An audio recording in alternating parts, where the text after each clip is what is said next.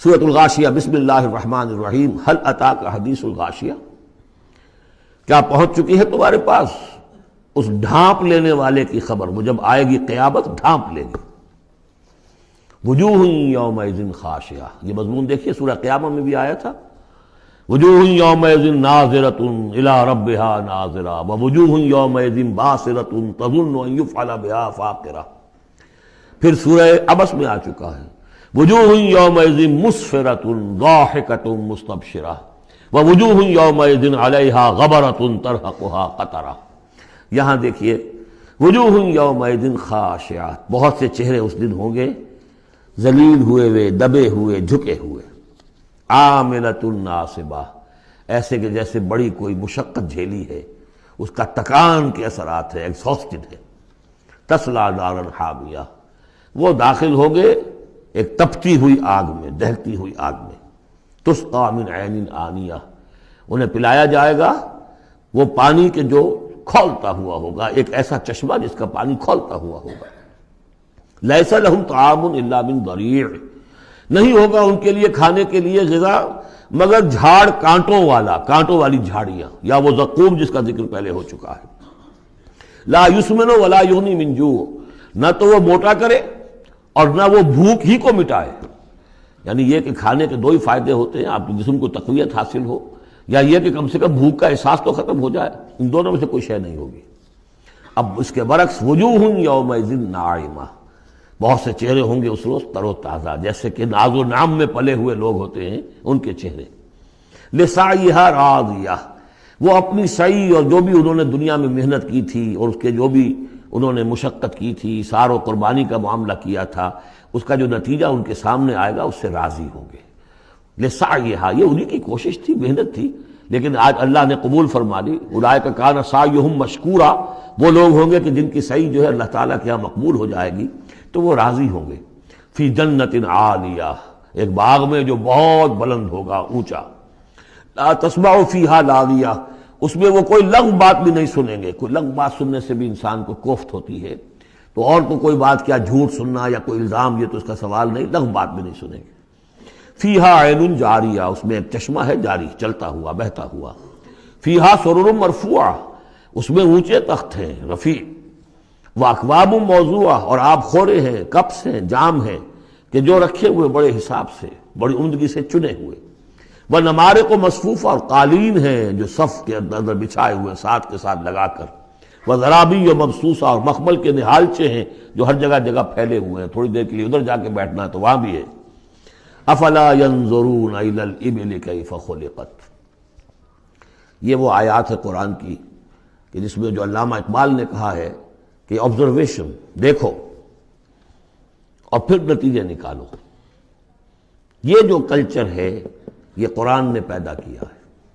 توہمات، ایسے ہی بنائے ہوئے عقائد جن کے لیے کوئی سند نہیں، نہ عقل میں ہے اور نہ نقل میں ہے۔ یا تو وہی ہے، ریویلڈ نالج ہے جو اس میں ہے، عقل میں آئے یا نہ آئے وہ اللہ کی بات ہے، وہ ماننی ہے۔ لیکن اس کے بعد اس سے ماورا کوئی بات جو خلاف عقل ہے وہ نہیں مانیں گے۔ وہ پھر ہونی چاہیے ان السمع والبصر والفؤاد کل اولئک کان عنہ مسئولا، پھر اس سے ہے۔ تو اب دیکھو، افلا ينظرون الى الابل كيف خلقت، تو کیا یہ غور نہیں کرتے، دیکھتے نہیں ہیں کہ اونٹوں کو کیسے بنایا گیا ہے، ان کے جسم کی کتنی ہم آہنگی ہے ان کے ماحول کے ساتھ۔ پورے پورے ہفتے انہیں پانی نہ ملے لیکن وہ چلتے رہیں گے، کھانے کو نہ ملے چلتے رہیں گے۔ ان کے پاؤں ایسے بنائے کہ دھستے نہیں ہیں ریت کے اندر۔ کیف خلقت وإلی السماء کیف رفعت، اور آسمان کیسے اس کو بلند کیا گیا ہے۔ یہ اسٹرانومی والوں کا فیلڈ ہے، وہ سمجھے کیسے ہے یہ۔ وإلی الجبال کیف نصبت، اور یہ جو پہاڑ ہے یہ کیسے گاڑ دیے گئے، یہ جیولوجی والوں کا فیلڈ ہے، وہ اس پر تحقیق کریں۔ وإلی الارض کیف سطحت، اور زمین کو نہیں دیکھتے کیسی بچھا دی گئی ہے۔ ویسے اس کا ایک خاص وہ سمجھ لیجئے پس منظر بھی ہے کہ کن چیزوں کی طرف، ویسے تو ہر کائنات کی ہر شے اللہ کی نشانی ہے۔ ان فی خلق السماوات والارض واختلاف اللیل والنہار والفلک التی تجری فی البحر بما ينفع الناس وما انزل اللہ من السماء من ماء فاحیا به الارض بعد موتها وبث فیہا من کل دابۃ وتصریف الرياح والسحاب المسخر بین السماء لآیات لقوم یعقلون، ہر شے آیت ہے۔ شیخ سعدی کہتے ہیں برگ درختان سبز در نظر ہوشیار ہر ورق دفترست از معرفت کردگار. یہ جو درخت ہیں ان کے جو پتے ہیں یہ ہرے ہرے پتے، جو دیکھنے والی آنکھ ہے اس کو تو یہ ہم میں سے ہر پتا ایک دفتر نظر آتا ہے معرفت کا، اللہ تعالیٰ کی معرفت کا. اور آج ہمیں معلوم ہوا ہے کچھ نہ کچھ. آج سے پہلے لوگوں کو معلوم نہیں تھا کہ ہر پتے میں ایک فیکٹری ہے، فوٹو سنتھسس کی فیکٹری ہے، کہ جو یہ سولر انرجی ہے اسے وہ جذب کر رہی ہے اور اس کو جو ہے کنورٹ کر رہی ہے. وہی انرجی ہے جو لکڑی کے اندر سٹور ہو رہی ہے، پھر آپ لکڑی جلا کر نکال لیتے ہیں. یہ آگ کہاں سے آ گئی؟ وہی سولر انرجی، اس کی سورس وہی ہے. اور اس سولر انرجی کو، سورج کی اس حرارت کو جذب کر رہا ہے یہ پتا، اور وہاں وہ عمل جاری. ہر پتا ایک فیکٹری ہے فوٹو سنتھسس کی. تو برگ درختان سبز در نظر ہوشیار ہر ورق دفترست از معرفت کردگار. لیکن یہاں چار چیزوں کا ذکر جو ہوا ہے یہ ایک خاص پس منظر ہے. آپ کو معلوم ہے کہ ان لوگوں کے جو پہلے مخاطب تھے قرآن کے، ان کی زندگی گزرتی تھی سفروں میں، لیلۃ الشتاء والصیف. اور سارا یہ حجاز کا علاقہ تھا جب یہ چلتے تھے تو چلتے ہوئے کیا چیز ہے؟ اونٹ پر تو سوار ہیں، اوپر آسمان ہے، دانے بائیں پہاڑ ہے، نیچے زمین ہے. یہ چار چیزیں وہ تھی کہ جو ان کے لیے ہر وقت ہر آن ان کی نگاہوں کے سامنے. دیکھتے تو تم ہو لیکن یہ حیوانوں کا سا دیکھنا دیکھ رہے ہو تم. یہ تو اونٹ نے بھی دیکھ لیا کہ اوپر آسمان ہے نیچے زمین ہے اور ادھر پہاڑ ہے ادھر پہاڑ ہے، یہ تو اس نے بھی دیکھ لیا. تم نے کیا دیکھا؟ دم چیز پیام شنیدی نہ شنیدی در خاک تو یک جلوہ آمیخت نہ دیدی. یہ سانس جو آ رہا ہے یہ پیام ہے، کوئی پیغام ہے اللہ کا. کبھی سنا ہے کہ نہیں سنا؟ اور تمہاری خاک کے اندر ایک جلوہ بھی ہے، جلوہ ربانی، روح ملکوتی بھی ہے. کبھی دیکھا ہے اس کو؟ دیدن دیگر آموز شنیدن دیگر آموز. یہ صرف حیوانوں کا سا دیکھنا اور حیوانوں کا سا سننا. اس سے ذرا آگے بڑھو، انسانوں کا سا دیکھنا، انسانوں کا سا سننا سیکھو. تو یہ ہے وہ کہ اب ان کو دیکھو، ان چیزوں کو آبزرو کرو، ان کی حکمتوں کو دیکھو، ان کو انویسٹیگیٹ کرو. اس میں قوانین فطرت جو ہیں، قوانین طبعی ہیں، ان کا انکشاف ہوگا. یہ ساری چیزیں تمہارے لیے مسخر کر دی گئی ہیں، تم ان کو ماسٹر کرو، ان کو اپنے استعمال کرو، ایکسپلائٹ کرو. یہ سارا کام تمہارے لیے ہے. تمہیں خلافت دی گئی ہے زمین کی، پوری دنیا تمہارے لیے بنائی گئی ہے. خلق لکم ما فی الارض جمیعا، تمہارے لیے بنائی گئی. لیکن یہ کہ اس میں توہمات ہو جائیں تو پھر ظاہر بات ہے کہ وہ علم کا راستہ رک جائے گا. افلا ينظرون الى الابل كيف خلقت والى السماء كيف رفعت والى الجبال كيف نصبت والى الارض كيف سطحت فذكر انما انت مذکر.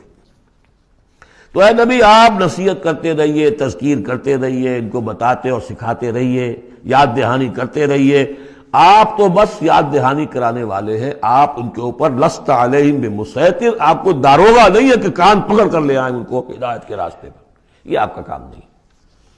الا من تولا وکفر، سوائے اس کے کہ جس نے منہ موڑا اور کفر کیا. فیعذبہ اللہ العذاب الاکبر، پھر اس کو تو اللہ عذاب دے گا سب سے بڑا عذاب. کیوں سب سے بڑا عذاب؟ رسول کے آنے کے بعد جبکہ حق بالکل عریاں ہو کر سامنے آ جائے، کوئی شک و شبہ باقی نہ رہے، ان کی سیرت کے بارے میں، ان کی شخصیت کے بارے میں کوئی داغ نہیں، کوئی دھبا نہیں، کوئی انگلی اٹھ نہیں سکتی. اور جس طریقے سے آیات ربانیہ انہوں نے پڑھ کر سنا دی ہیں، اب بھی اگر کوئی نہیں ہے تو معلوم ہے کوئی خیر نہیں ان کے اندر. اب یہ شدید ترین عذاب کے مستحق ہیں. انا الینا ایابہم، اے نبی ان سب کو ہماری طرف لوٹ کر آنا ہے. ثم ان علینا حسابہم، پھر ہمارے ذمہ ہم حساب لے لیں گے. آپ اپنا کام کیے جائیے، جو آپ کا فرض ہے آپ ادا کیجئے، باقی یہ ہم پر چھوڑیے. ذرنی والمکذبین، سمجھے، مجھے چھوڑ دیجئے، میں ان سے نمٹ لوں گا. ذرنی والمکذبین اولی النعمہ مہلہم قلیلا. اور دیکھیے کس طرح یعنی سورہ تاریخ جو ختم ہوئی ہے کہ ایک ہی آیت میں مہلہم، آپ کو ان کو ذرا دیجئے، مہلت دیجئے. امہلہم دونوں صیغوں میں، باب تفعیل بھی اور پھر باب افعال بھی. ان الینا ایابہم ثم ان علینا حسابہم اللہم حاسبنا حسابا یسیرا اللہم حاسبنا حسابا یسیرا. آمین یا رب العالمین.